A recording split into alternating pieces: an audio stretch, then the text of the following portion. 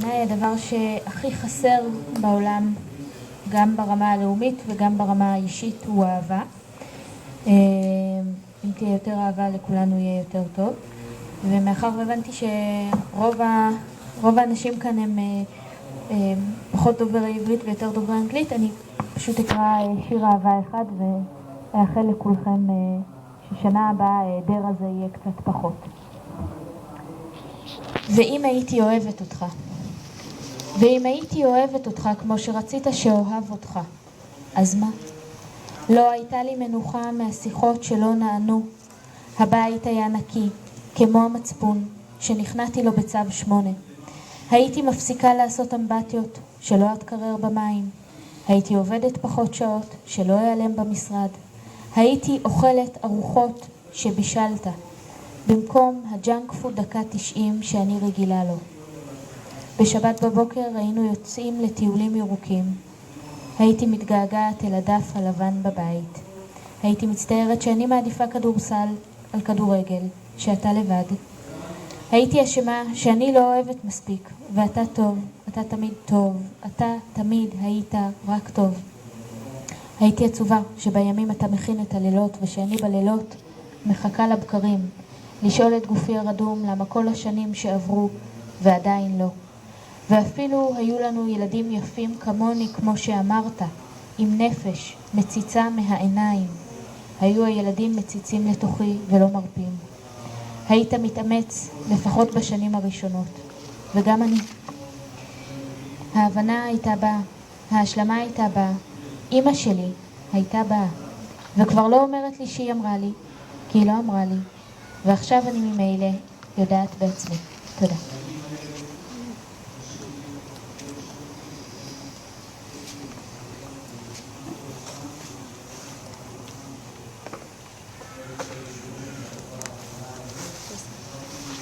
And then you see it's red, and then you got 20 minutes. That was... If you don't understand me, I hope you understand. I hope you can read. It's Tisha B'Av. I can't be funny. It's very hard for me not to be funny. I get depressed. I get depressed when I do. But I guess it's okay to be depressed. Right? Okay, thank you. Okay, but we have to do wash. We have to do wash. Wash.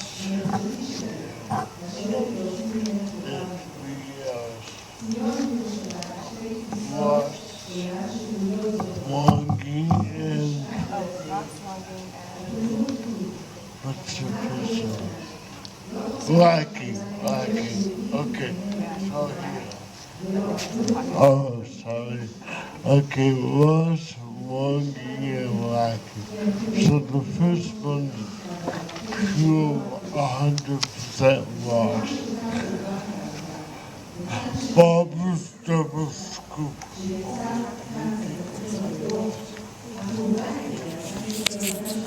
I can't read with my glasses. Okay. Barbara's double scoop. First, poor Barbara loves to say to cancel spring, now July. Poor Barbara's double knot is dripping faster than she can lick. I watch this poor Barbara losing yet another love to time gravity. Earth.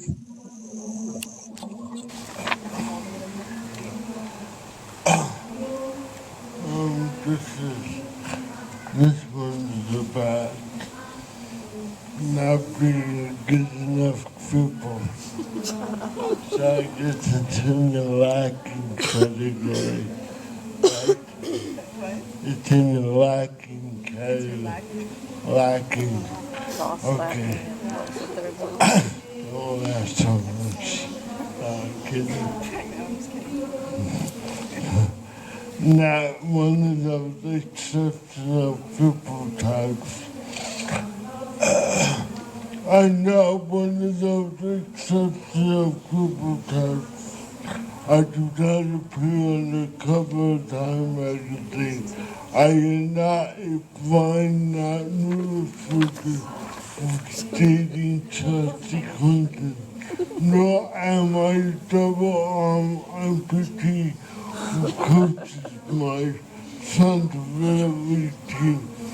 Rather, I am just a local homegrown spastic with above average intelligence and below average impulse control, who has taken numerous opportunities and has squandered them. In other words, I am a cripple who has not redeemed himself out of crippledom. I am a cripple who will stay a cripple. Now ain't that a fucking scary cover story?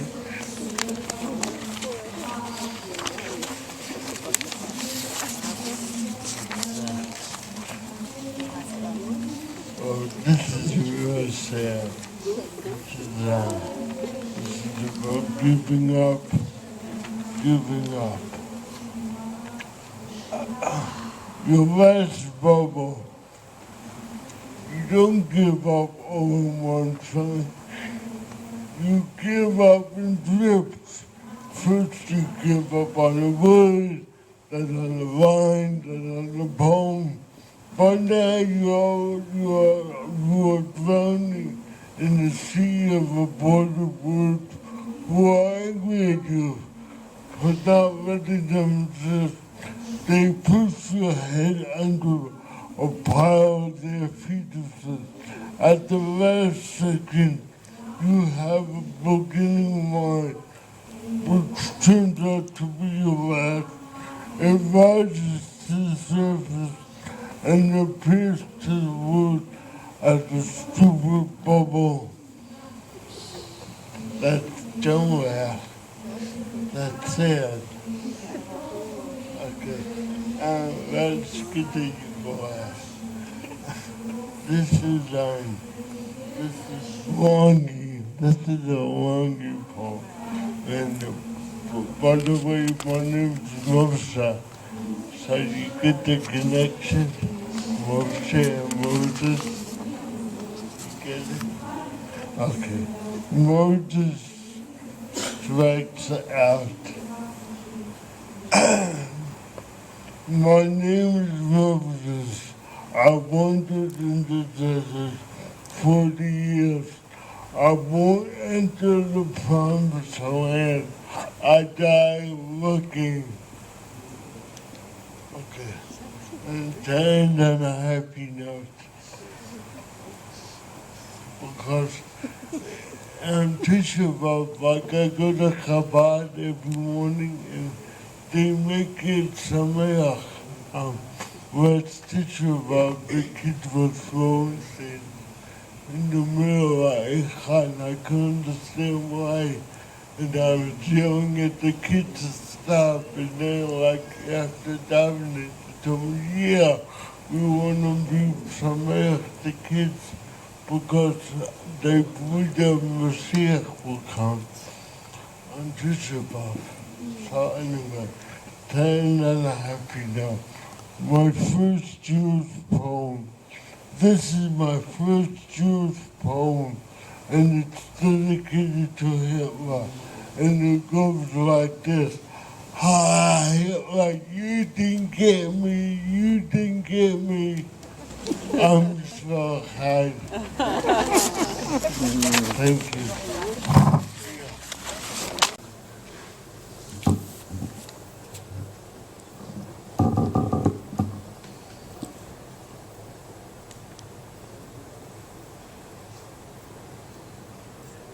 I have two poems. They have nothing to do with each other, so it will be a good transition between them. רצו טוב ולא רע, כל ימי חייך. She repays his good, but never his harm, all the days of her life. All the days of her life.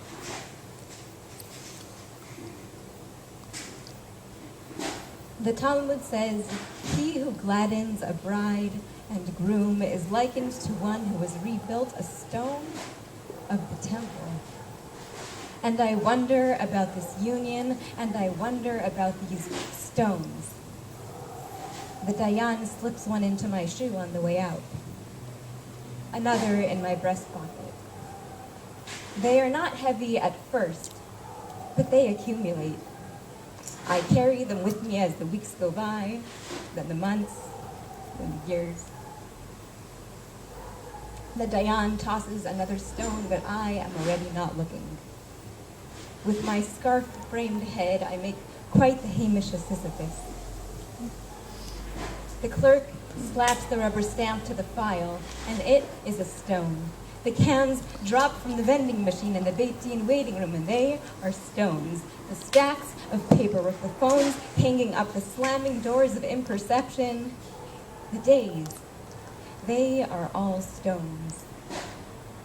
And who better than the Aguna knows the sound of one hand clapping, one fist clenching, one tear drenching, one gut-wrenching cry that I won't forget anytime soon. And I wonder about these stones. Our father Jacob gathered 12 stones, and in that holy place he slept, but I am a much lazier kind of prophet, experienced because of what I have lived through, rather than what I have lived for. I am Yonah, expectantly expectorated from the belly of my battles, always emerging on my feet, somehow. But you, Dayan, you step heaven through a needle, taking God's name in your vein. But prophecy has always made a lousy tourniquet. There are no more holy fish swimming against this bloodstream. Because my body is not your temple. My temple is a body that has become calcified. After all, time heals all wounds, or so they say. Time heals all wounds. Tell that to the Aguna. So stone upon stone upon stone upon stone hurled at the fortified bride. A house built of cast stones is not much of a refuge. The Dayanim have cast their stones. They have built a house for the Aguna, a Beit Ne'eman b'Yisrael, a Binyan Adei Ad. Indeed, a house that will last forever. Kol yemei chayei.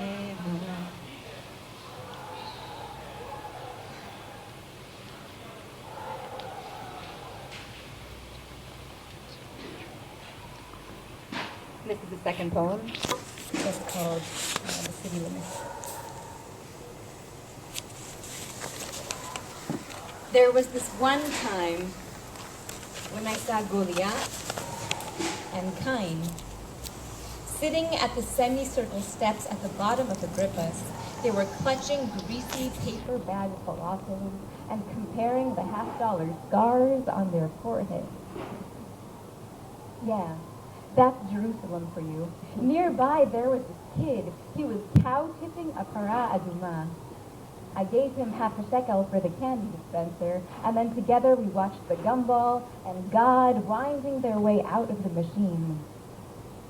We walked through the narrow veins of dirty stone together, past the holy coupon clippers, the spiritual skinny dippers who dive in to enliven this cheap fast food drive-in, carrying blotters for the rainwater that fills the moat around the carefully bohemian pseudo-hippies of Nachlaot.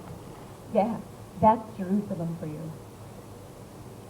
The comforting familiarity of her idiosyncrasies is like the way I still sing that part of the song Funny where my CD used to skip. I'm trying to read her like a book that's so close it's taped to my face. And suddenly, I'm a black and white cholent overflowing from this undeniably viable cauldron of walled-in people, the fringes of piety on the fringe of society and sobriety where one blink is a blitzkrieg and I'm dropping chumras left and right. Just call me the kamikaze Ashkenazi. Yeah, because that's Jerusalem for you. Because it's paradise within a parapet and I'm holding court in her courtyard. I'm just skipping her stones to skim the surface. And I don't need a dove to carry back that olive branch from my broken family tree because I am the space between me and what I see reflected in her furiously oily rainbow puddles if I forget thee, O Jerusalem. Do you forget me? And sometimes, on my coldest days, I twist the fibers of your letters and crochet them into sweaters because, yeah, I've got thin skin. She's a city playing Russian roulette when all but one chamber of her heart is empty. And there's a throbbing in my temples, the first, the second, and the third. And when I finally hear that ineffable word, I want to be shaken, not stirred. She is the backbone of a nation with scoliosis. And I run like a shiver down her spine. My voice is so thick, it has its own shadow that I cast like a stone, rebuilding the house of Ephraim's dry bones. I want to breathe life into a house I can only see but not touch, making windpipes out of windows. Because from what I've seen, Jerusalem gets into you like a fish hook. You can't just pull it out because the end is barbed. The only way to remove a fish hook is to push it forward through the skin till it comes out the other end. And yeah, that's Jerusalem for you.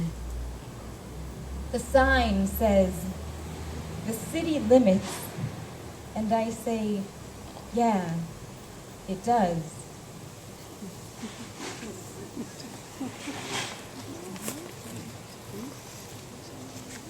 Thank you very much to everybody. I hope you enjoyed it in a Tisha B'Av kind of way. And if you want to know about future events that I organize, so then send me an email. The email's written on the program, and I'll add you to my mailing list. Thank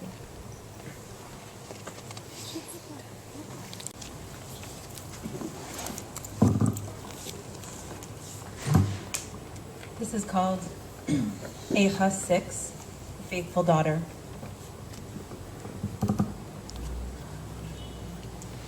What's your name, they ask. They call her Ne'emanah, the faithful one. They call her Emet, truth. But then there are dark days when she is reminded of your words. Then she becomes bzoyah, despised, bitter, disheartened, a reminder of mistakes from generations ago. But it is your silence that stings the most, rejected, a despondent maiden. Speak tenderly to Jerusalem, the prophet Isaiah says, for she is delicate, fragile, made of layers of rubble, upon rubble, upon rubble, disguised by the girth of her walls, barriers that protect her from you. Delicate and fragile, gentle and tender, sensitive to the touch, these words you do not know. Your words are explosives, layers of scars. How do you bandage words you cannot see? Walls surround her. With the years that go by, the higher they reach. The past is my present, says Jerusalem. I am a living witness. To the battles, the swords, the death of those innocents whom I so loved. She carries those lacerations on her body, and yes, the damage remains. Every stone tells a story. Let me speak, Jerusalem implores, but her voice is interrupted, cut short by every innocent life lost. Defending truth, offering warmth to the deprived, the manipulated. She stands up in the quest for peace. Can't you see she's protecting you, trying to extend her hand? These very streets mark moments in history, like the Iron Dome tracks the path of your missiles to destroy the evil that haunts her. She anticipates that split second when man's creativity meets God's boundless infinitude, saving thousands, an entire nation. My flesh tells a story, says Jerusalem, of unrequited love, unanswered calls, slingshots of hostility in place of a warm embrace. Jerusalem may be called the mother of Israel, but she searches for a father who cares, lamenting his absence. Disconnect, they say, for absence is presence, and presence is poison. She cannot dodge the missiles of her own thoughts. Your words are the red alert of her life. So she first builds a safe room and seals it with a kiss. Thick walls of stone of a different sort, hereby girding themselves from your bullets. When will the pain end, she asks. When will she see your bountiful glory? History is not blind, don't you see? Do we see what does not exist? The world may be an eye, but Jerusalem is the pupil, discerning truth from falsity, underneath the layers of rubble upon rubble upon rubble. She desperately grasps for that innermost point, the Kodesh Kadoshim inside her belly. There are gems deep inside those piles of stones buried within the cement of her walls, a private, sacred space. She desires words of solace, but there are no words left. You obviously are indifferent to her pain. Your venomous resentment seeps into an infrequent, charged discourse. The sages say that Rabbi Akiva saw jackals rummaging through the ruins of the temple. Why did he laugh? The others rent their clothes and began to weep. Amongst the ruins, he said, where the jackals stray, the precursor to better times. Glory for Jerusalem is on its way, when old men and old women and your grandchildren alike will bask in the glory of God's chosen city. There is hope, he insisted. Do not despair. Even those vicious predators that shoot at you will see their end. All will know the truth. Imeshkachecha, like the unfinished square on the wall, she wears the bracelet on her wrist. She still tries not to forget, leaving the memories in the corner as a wish to start anew. But the destroyed Temple Mount, the howls of jackals, symbolize hope. The red alert is a shofar blasting through our veins. It calls Sderot, Sha'ar HaNegev, Sderot, Ashkelon, Sderot, Rishon LeZion, Sderot, Tel Aviv, Sderot, Zichron Yaakov, Sderot, Jerusalem. Parents and children, wives and husbands, separating soulmates from their promised partners, but those predators of today. Where is the hope, dear Rabbi Akiva? All flesh is grass, all its goodness like flowers in the field, yet it withers, they fade. Is that comfort, I ask you, dear prophet Isaiah, that one day this will all end? She needs that rubble, that unspackled square on the wall, an eternal testament to the iniquity of the world. Jerusalem, you are not to blame. Your safe room needs not their approval. You will prevail, Ne'emanah. Just stay faithful, true to yourself, for your dignity, for your safety, for your loved ones, those now and those to come. Speak tenderly to me, says Jerusalem, but you know not how. So she severs herself from your profanity. She's delicate, but she is not weak. She has turned those stones into walls protecting her, leaving one small opening for her joy, that prophecy, her dance that awaits her in the wedding hall. Those who have loved her will rejoice, reunited with those whom they love. All those who have protected her will bask in her glory. Jerusalem, Ne'emanah, of dignity, of truth, she stands here tonight. I am Jerusalem.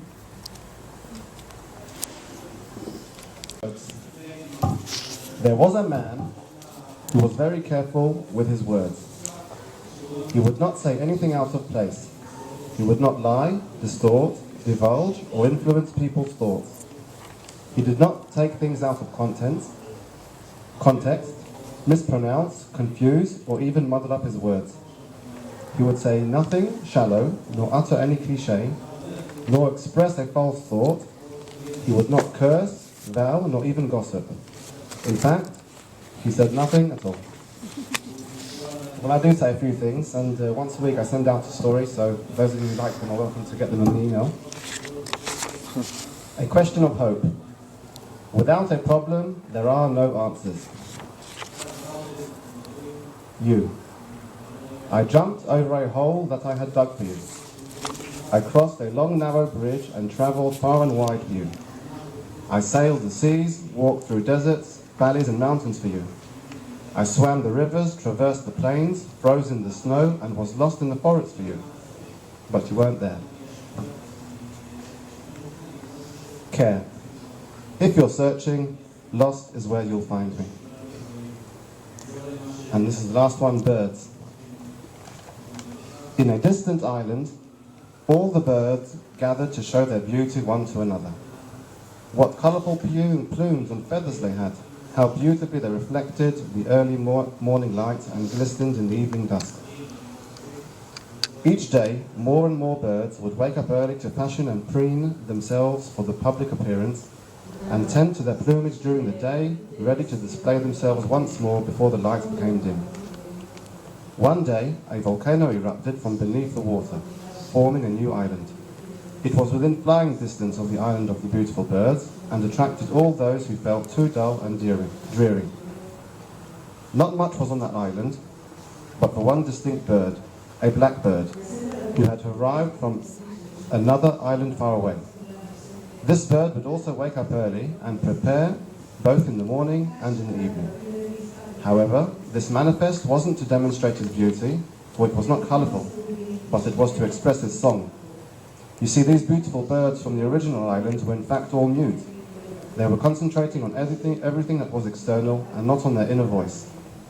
The blackbird's song had the birds mesmerised. They flocked from all over to hear his tunes.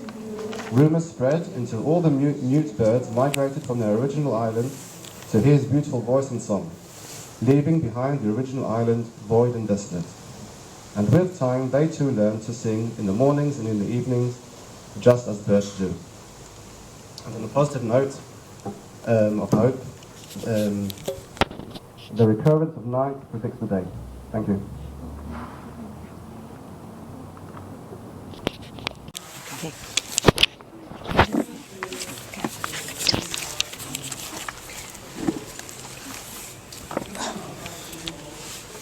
Something come to pass,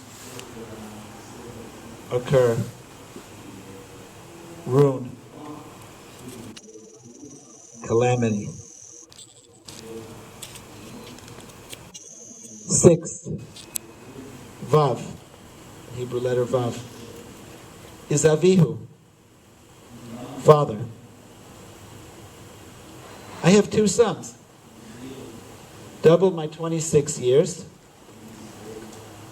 you get 52, which means, in Hebrew, Abba Chayal, a soldier's father. My oldest son just finished his army service.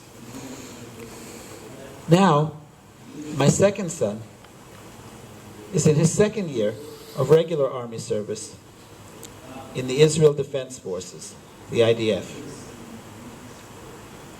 I worry about him staying safe, even as I know he is highly motivated, doing his duty, protecting us all back home. A buzz at the door, even a delivery of dog food, puts all of us parents on edge. My son has been away for several weeks, and we don't hear from him for days at end. Last Thursday, we merited a brief night with him. In Army slang, it's called an after. We all laid out a table and gave him a hero's welcome. The next morning, he returned to his duty with resolve. In those brief hours, we had kept up a great spirit and encouraged each other and longed and hoped for our next meeting and a Shabbat game of Settlers of Catan. When will that happen? Will there be a break? A real peace? A ceasefire? Or maybe a please fire?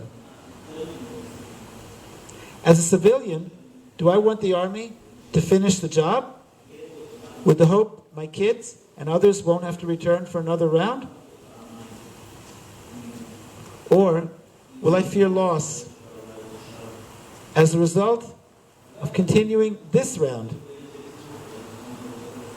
Dare I speak for my kids or other parents and their soldiers?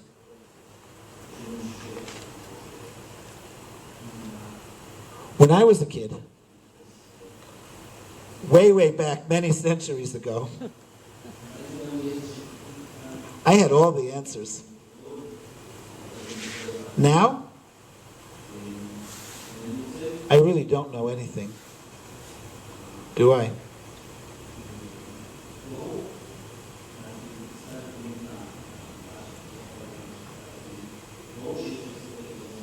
The final meal for the fast is actually meant to be taken alone. We then lament the meaning of Eicha, Book of Lamentations, that we were abandoned, left alone by the divine and by each other. At the beginning of this war, I likewise felt alone.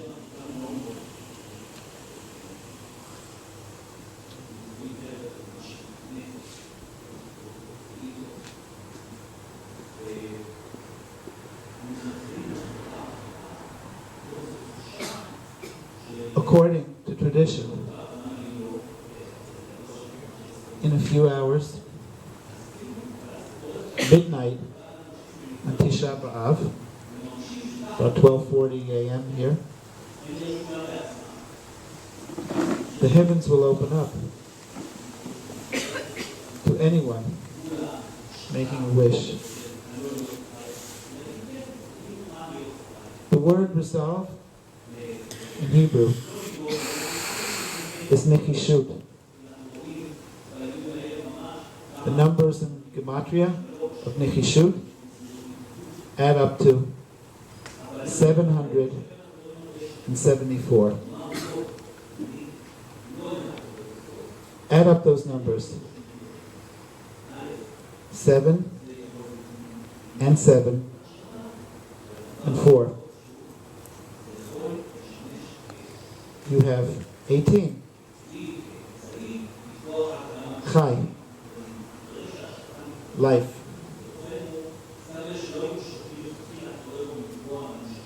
When the entire Jewish world can ring out, Hear, O Israel, Shema Yisrael, every night, simultaneously, at 7 p.m., local Israel time, I don't feel alone anymore. Friends, and even strangers, they're not stranger anymore, come up and ask me for help, and how they can help. Tisha B'Av is really over our historic pulling apart, everyone pulling in their own way.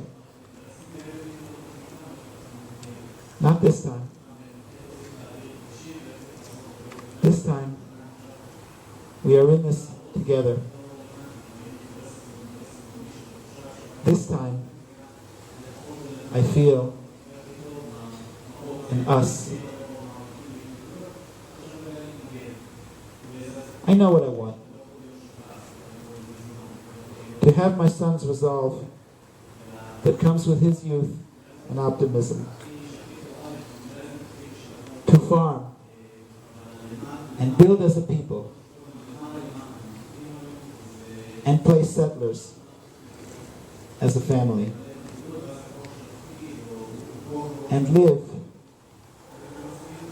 for a better future.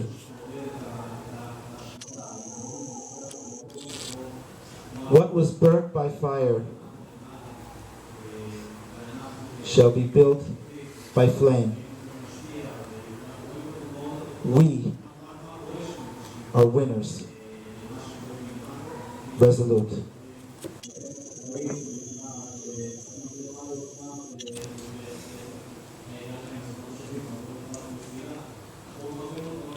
Unfortunately, I have to sort of skedaddle because I live in Tel Aviv, so I have to try to catch last bus and get home on time. But I have a story that I carry around like a boulder inside of me. But because I am Irish, I have to do my best to laugh. And so I'll start this story by probably answering a question a lot of you are wondering, which is, hey, what is that blonde, sort of Celtic-looking girl doing in Jerusalem speaking on Tisha B'Av? She doesn't really look Jewish. I hear that a lot. I converted over 28 years ago when I fell in love with an amazing Jewish man in Los Angeles. It seemed like a good idea to me. I'd seen Fiddler on the Roof. The Jews seemed like nice people, so I converted. That was 28 years ago. It was the best decision I ever made in my life. I raised both of my beautiful children. But how did I come to be in Eretz Israel? When my marriage, by the way, is over, but that happens. 4 years ago, on May 13th, at about 5:30 p.m., I got a phone call at my office, and it was my mother. And she said, Julie, the sheriff is here. Your brother has killed himself. And I said, no, that's not true. Put Dad on the phone, please. And my dad got on the phone and he said, honey, it's true. You'll need to get a ticket. You need to come home. My brother had been suffering from debilitating depression for about 2.5 years before he took his own life, in a very savage way, I might add. So it was not something that was a total shock, and yet it is the kind of news that you get that rips your spirit right out of your insides and leaves you just silent, really. I think I screamed something because a lot of people in my office came running, and I had to be helped to the car to get home, where all of my friends gathered in the living room and sat with me and said nothing. I think somebody ordered a pizza at some point. I don't know. The next day I was home at my brother's funeral, which was surreal. And when the time came for people to say something, nobody got up and said anything. It was a small funeral. My brother lived a very small life. And further, I think because it was suicide, there's such stigma around that everybody was just shocked and didn't know what to say. So rather than see my brother's memory be embarrassed in that moment, I got up and I told a funny and ridiculous story about some mischief we got up to as children, and nobody really laughed, but I told that story anyway to the whispering pines that surrounded the funeral. When I came here tonight, I talked to Deena, and she said, write down what you're going to say. And I said, I can't write it. I am it. To lose a sibling is to lose a piece of what's inside of you. When you lose a sibling, as so many people have experienced, you lose much of your childhood. Chapters and memories that only my brother and I shared. The sneaky moments, the funny moments, the tree fort we built. Mom and Dad were not there. So when I lost my brother, I lost a lot of hope. I lost a huge chapter from my childhood. And I was left with not only a hollowed out inside, but I was left also to deal with the stigma of suicide, that it was in some way shocking or embarrassing or weak of my brother to have taken his life. Believe me, I wish he had not taken his life. Occasionally people try to say nice things to me about it. Somebody once said to me, I know how you feel, because when I buried my dog Buster, I was so sad. Really, with the best of intention, I heard people say, well, you shouldn't feel bad about it because your brother was a coward. It was coward. People don't know what to say about death, and they certainly don't know what to say about suicide. At the time of his death, I had a very popular blog in Los Angeles that was about screenwriting, that was a wildly read blog. Of course, the day I got that phone call, the blog went black. It went silent. I could say nothing. I certainly couldn't talk about Hollywood or movies or box office. I had nothing to say. For about a week, I struggled. I would have to say something. People were noticing. It had ceased to exist, this blog. I didn't know what to do. So one day I sat down and I decided, about 7 days later, to just tell the truth. My brother shot himself last week, and he is dead. And I wrote an essay about it. And it was so raw and so intense and so emotional and unedited and not like anything I'd ever written before. And about 2 days later, I got a call from Time magazine in New York. Somebody had seen it, and they said, that blew us away.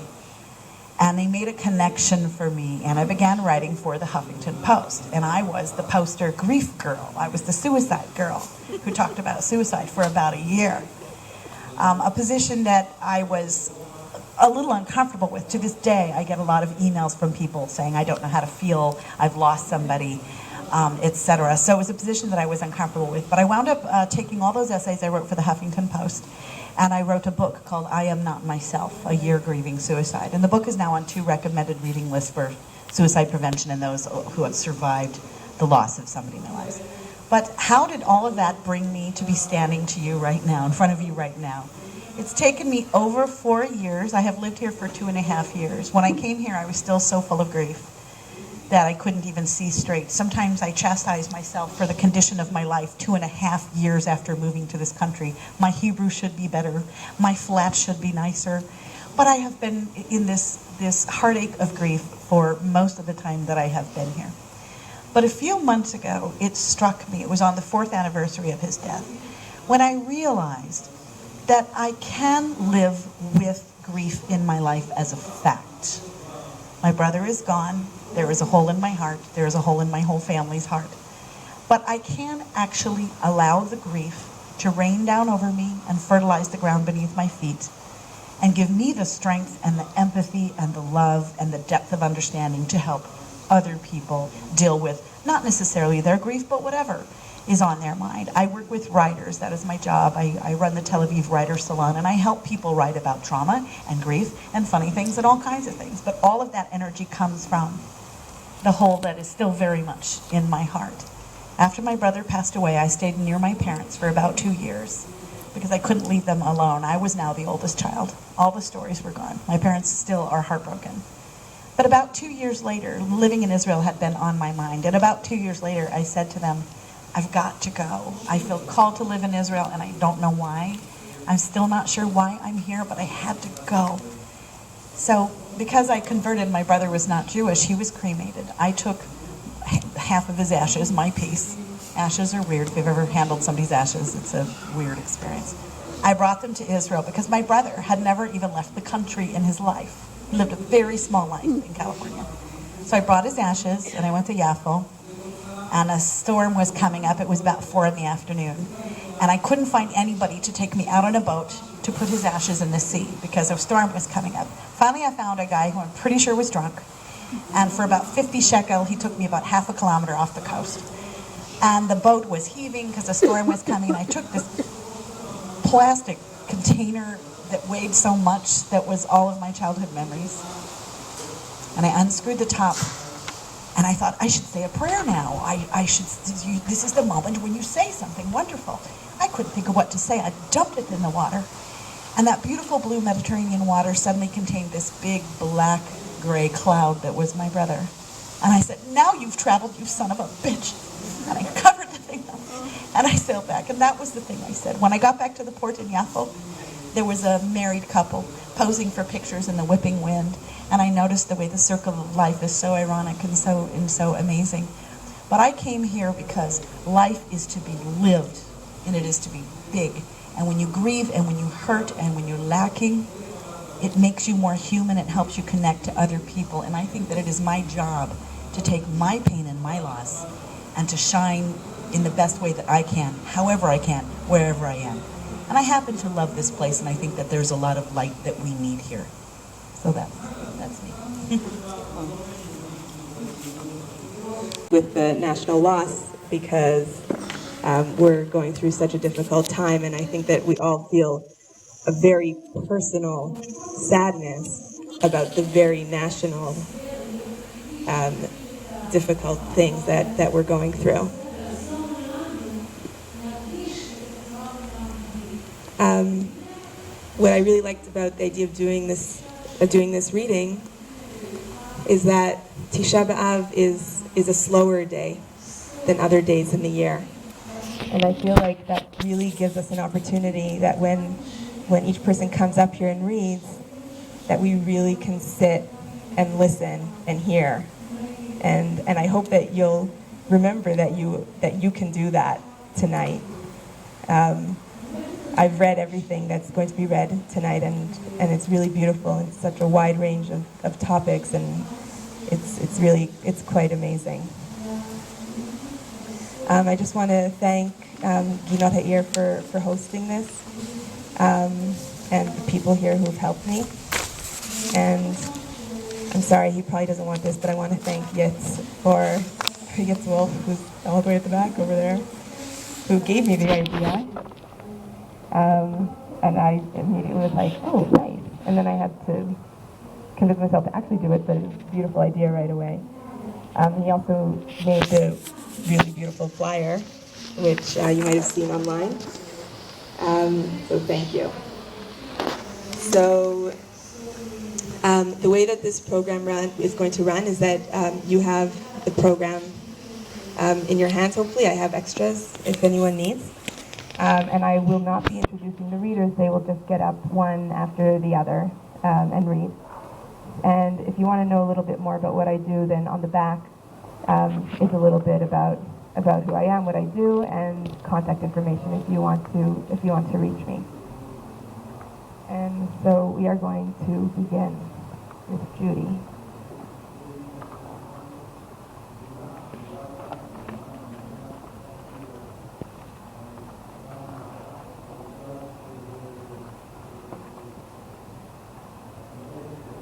Joey died when I was 3 or 4, maybe 5 or 6. For a long time I thought he was just gone and would come back. Nobody took me to visit his grave. This is all I remember. The rabbi comes to the house. He sits on the striped living room sofa, its dull hues of yellow, chartreuse, and brown, its fabric smooth as jello. The couch is perfect for jumping, but Elizabeth and I are not allowed to jump in the house. We stand still in front of the rabbi, like the ceramic dogs on the break front shelf. Even though his name is Rabbi Green, the rabbi wears black pants and a white shirt. What does he do when he is not playing God? Above him hangs a painting of an Iowa farm. A tornado rushes from the right side of the golden frame. Soon the red barn, white silo, gray wooden farmhouse, and fields of green windy corn will be uprooted. The dark wild sky will devour all. No person stirs. Iowa's empty. When I dare look straight into Rabbi Green's face, Iowa corn grows from his bare head. Come closer, girls, he says. I have something sad to tell you. He pulls down sadness over his face like a window shade. With his right hand he holds my left, and with his left he holds Elizabeth's right. His hand is smooth like warm butter. This is the first time the rabbi has come to our house, the first time he looks into our eyes and speaks. The first time anyone has said, I have something sad to tell you. I have something very sad to tell you, he says, and because this is the second time, and he says very, I believe he is telling the truth. Outside, snow falls like macaroni. It buries the front lawn, the elm, fire hydrant, and sidewalk. Frozen spaghetti hangs on bare branches. Everything is iced in place and time, even the rabbi's voice when he says each word. Your baby brother Joey died. I giggle because I don't know how to be sad. Know-it-all Elizabeth pokes me with her left elbow. Shh, she shushes. The rabbi still holds our buttery hands. Our mother is standing at the kitchen sink, Our father is in his room, perhaps, smoking a Camel, reading the Sunday edition of the Cleveland Plain Dealer. The rabbi's lips are thick and soft like mine. Does he suck his thumb? Even though he looks as if the tornado has already hit the barn in Iowa, he does not run away. Now repeat after me, he says, the Lord is my shepherd. Elizabeth and I repeat after him. Shepherds wear striped coats of many colors. I have never seen the Lord in a coat. The rabbi's coat is black. He came in with the cold and gave it to my father.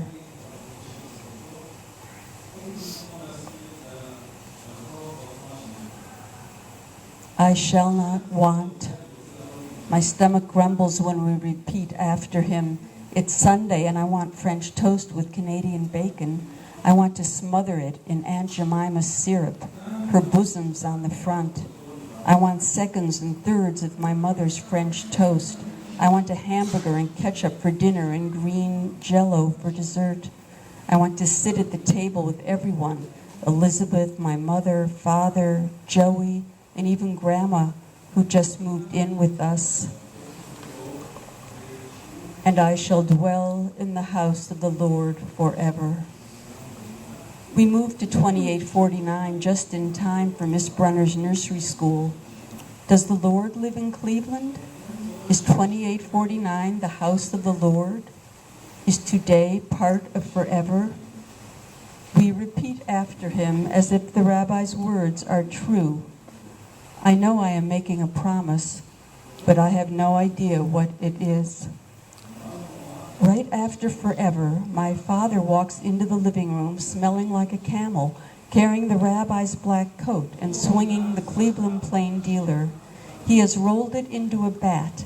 I take my hands back to myself and run from the rabbi through the empty dining room, around the oval table and its 6 heavy chairs. My mother stands at the kitchen sink. I grab onto the left side of her gray apron. My nose runs. Tears blur my eyes. Fluids drown me from inside and out. I scream, sniffle, and choke.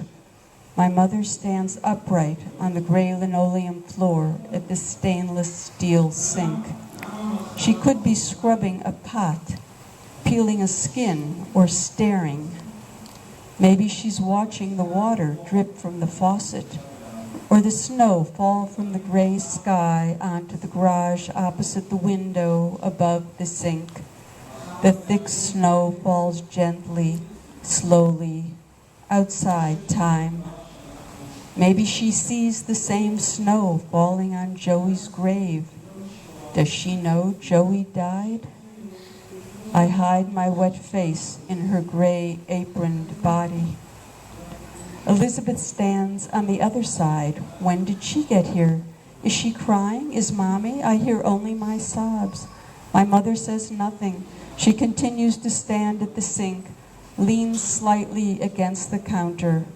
Where else can one find support? I clutch the apron for life. My father stomps into the kitchen, waving his arms, hitting invisible baseballs with the Cleveland Plain Dealer. Now will you stop crying, Judy? He shouts. Enough already, you're out of line. He comes closer and stands next to me.